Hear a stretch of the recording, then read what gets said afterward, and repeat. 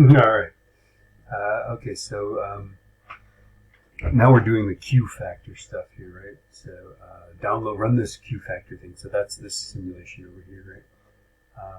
And set the period to 2 seconds. Okay, we got that. And the Q factor to 10. Okay, so then let's run it. And it says about how many cycles does it go through before it stops?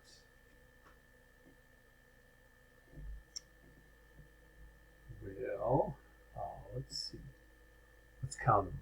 1, 2, 3, 4, 5, 6, 7, 8, 9, 10. Is that an 11, right? It's hard to say, right? There it is. So count those cycles. That's the question. Right? All right, so try some different values of Q. So let's try 1 to 15. Okay, reset. So let's try 7.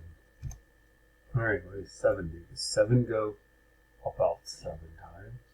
Notice that 7 is down, it's dying down a lot faster, right? So the smaller the Q value, the more damping there is, right? So let's see, here's 1, 2, 3, 4, 5, 6, 7. Do I have an 8? I don't even know, right? Confirmation bias. All right, let's see, let's try some more. Let's try, gotta reset. All right, how about 3? Let's try Q factor 3. The reason why it says, by the way, through 15 is it beyond 15 you wouldn't know. Guys, I'll see 1, 2, 3.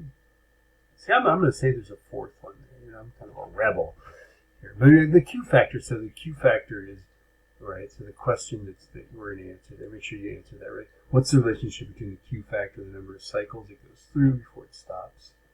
There it is, right? Okay.